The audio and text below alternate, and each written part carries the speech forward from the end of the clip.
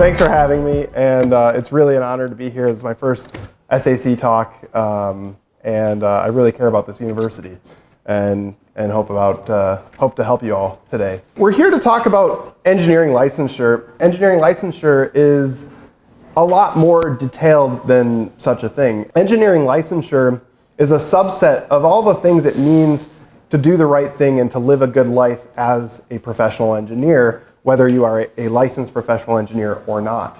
Would you consider yourself a professional engineer if you got a degree but you did all the wrong things and built a bunch of bridges and all those bridges collapsed, or your cars just ended up exploding with people inside of them? Probably not.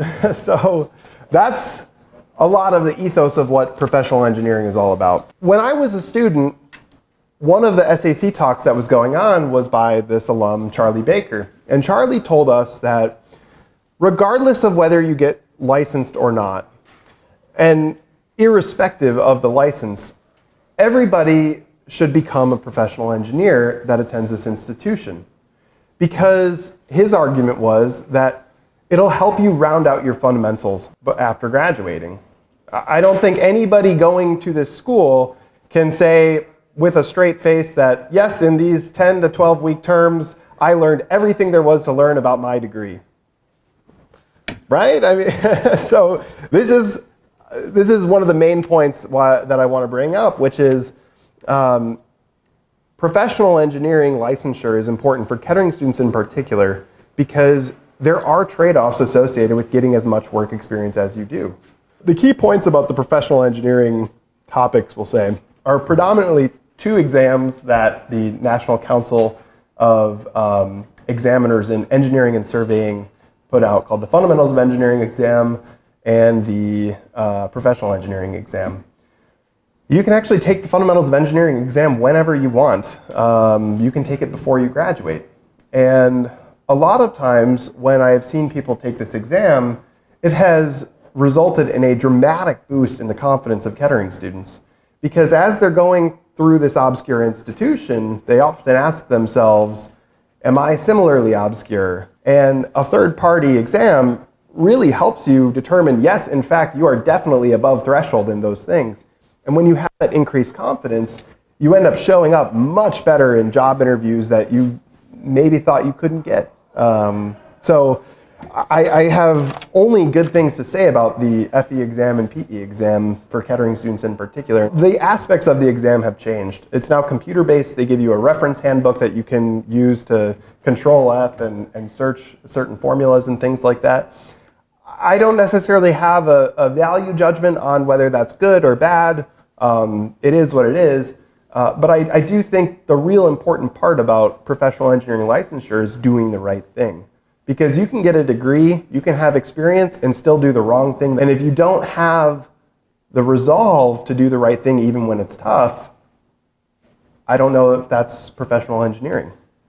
So, in other words, I basically think that every single one of you could probably show up to the Fundamentals of Engineering exam as it's currently structured tomorrow and pass it, given how hard Kettering's exams are in relation to my experience taking that exam. They're now discipline specific. So in the past, part of the horror stories were from the fact that if you were studying electrical engineering, you had a lot of different mechanical engineering topics that you had to answer questions on, and you basically just had to take the hit and hope and pray that you got all the questions right on your discipline. So things have already changed quite a bit. And I would say for the electrical engineering students in the crowd, even though they lump in electrical and computer engineering together, I would not doubt your capabilities of being able to figure it out. Because a lot of these things are more fundamental, and if there's anything you learn from your resourcefulness over your co-op terms and your resourcefulness as a student over school terms, it's the fact that you can figure out a problem that you haven't seen before, especially with the reference handbook. I believe Dawn and Megan in the back are preparing to purchase the practice exams for these exams for Kettering students access via the library. The one other hidden gem I wanted to share about the PE exams in particular is that if you're going from a field like, let's say, mechanical engineering into something as exotic as nuclear engineering, let's say, there are PE exams for those different disciplines, and you can download their exam specifications, and they give you a really good map of the intellectual territory that you have to learn in order to do what they consider minimally competent engineering. And I should add that it's not just a certification, it's a license backed up by the state. So Gretchen Whitmer literally signs this thing saying, yes, you meet these standards. The useful thing is to the profession itself. The fact of the matter is that in following these types of standards, you protect the public, you protect the profession. You get to say, you know what, I'm going to do the right thing even when it's tough. And not everybody can say that. And that often ends up being a large regret at the end of people's lives is, I wish I did the right thing. And you may have regrets at the end of your life if you knew that things couldn't have, if you knew that you could have prevented something bad from happening. Because what else on earth are we here for if not to help one another? And I will just add that a lot of times students currently, at this age are asking who they are, who they can be, things like that. And having the competence associated with this exam, it seems like, this guy's just talking about some exam. It's substantive enough to make you really feel that you did accomplish something great. So what I would like to do is go back to our General Motors Institute history and share a little bit about some of the things that happened that inform where we are today.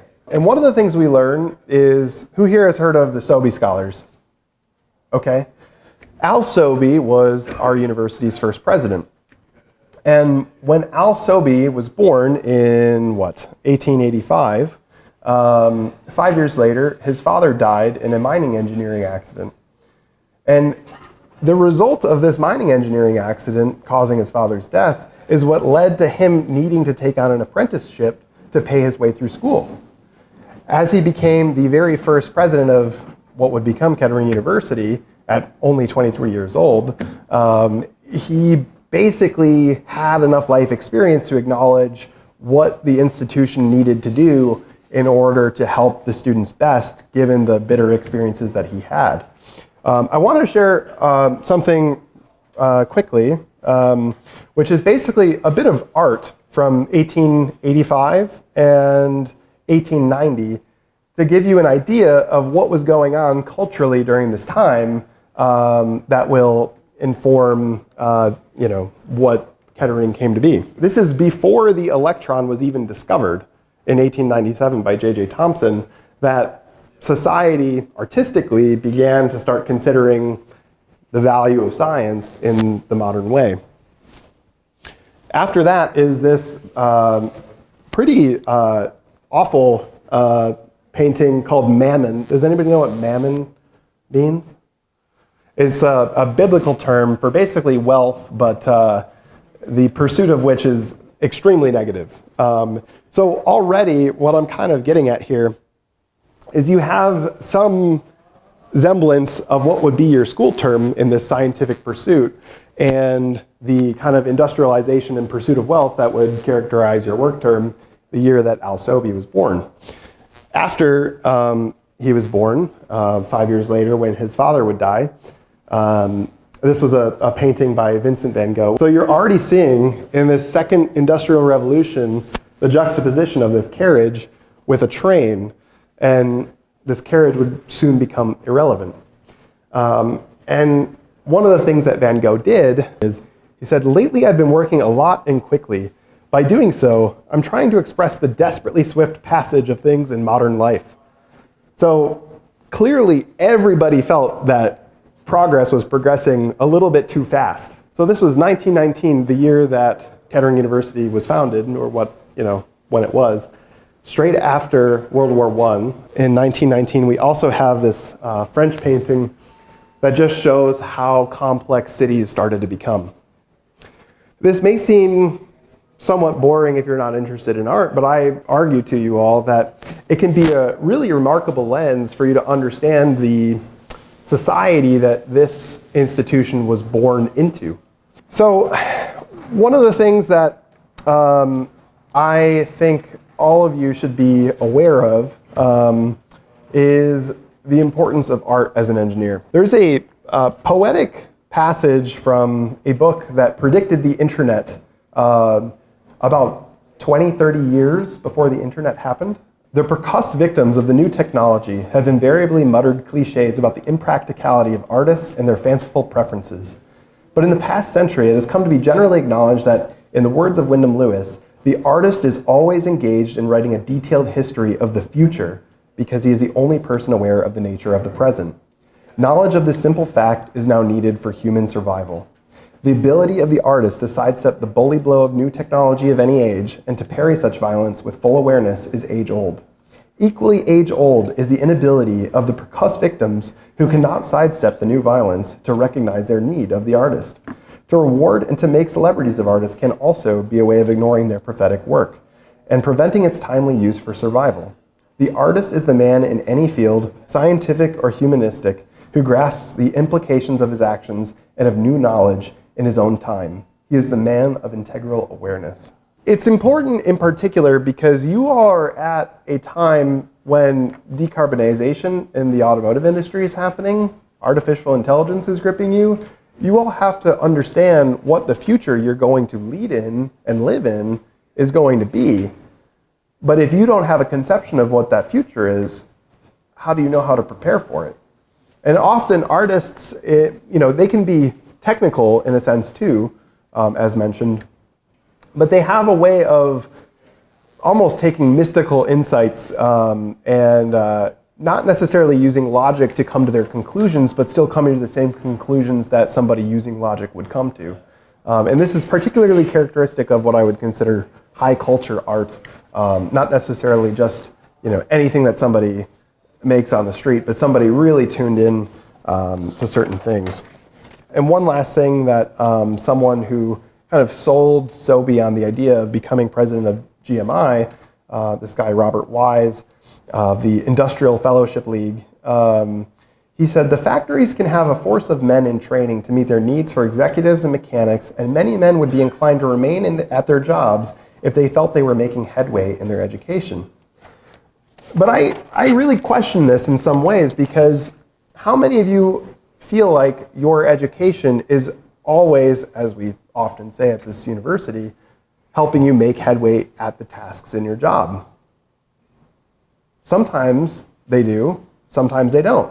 It's hard to say. But often, a lot of the things that I think are important in the long term in engineering are these fundamentals that may not necessarily be widely applicable at first glance, but eventually they become very, very powerful because they are fundamental and they stay with you and they remain relevant no matter the time. So a lot of this is basically questioning how much of you feel like Sobe did, and how many of you feel like your co-op terms are meticulously planned like Sobe wanted. That's one thing worth being aware of, so that you all can understand that that was a very crucial component to feeling self-sufficient at this institution.